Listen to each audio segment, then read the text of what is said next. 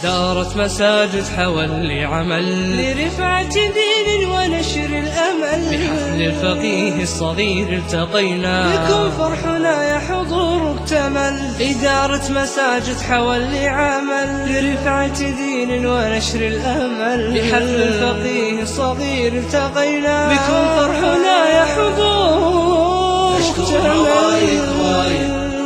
يا إدارة المساجد وزارة الأوقاف، نشد لك أحلى النشايد، علم وإيمان وفوايد. إدارة مساجد حولي مشكورة وايد وايد يا إدارة المساجد وزارة الأوقاف، نشد لك أحلى النشايد، علم وإيمان وفوايد. إدارة مساجد حولي إدارة مساجد حولي لكم، ونحن ببستانها زرعكم. ونحن لدين الإله جنود، فإبداعنا بعض ما عند. إدارة مساجد حولي لكم، ونحن ببستانها زرعكم. ونحن لدين الإله جنود. دكتور خالد حيس مدير إدارة مساجد محافظة حولي. وكنا نلحظ جميع القاعة يلحظ الترقب على وجوه الجميع أثناء اللحظات الأخيرة لإعلان النتيجة، فكيف نظرتم إلى هذا الفوز دكتور خالد؟ بسم الله والحمد لله والصلاة والسلام على رسول الله وبعد.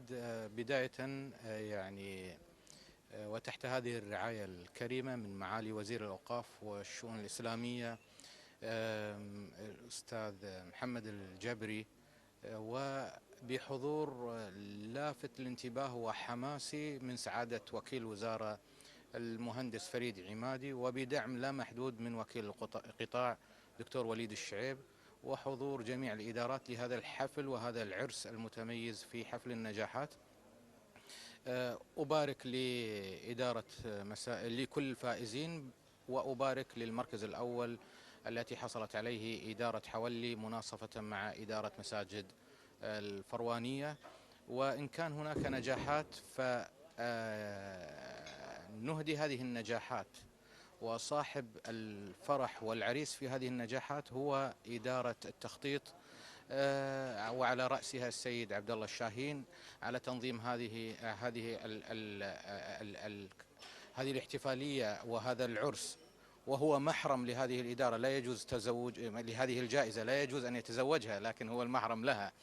فهو صاحب النجاح الأول وهو من دعا لهذا التحفيز، فنبارك له هذه النجاحات. حقيقة هذا هو النجاح الحقيقي لهذه الإدارة المتميزة، إدارة التخطيط بقيادة السيد عبد الله الشاهين.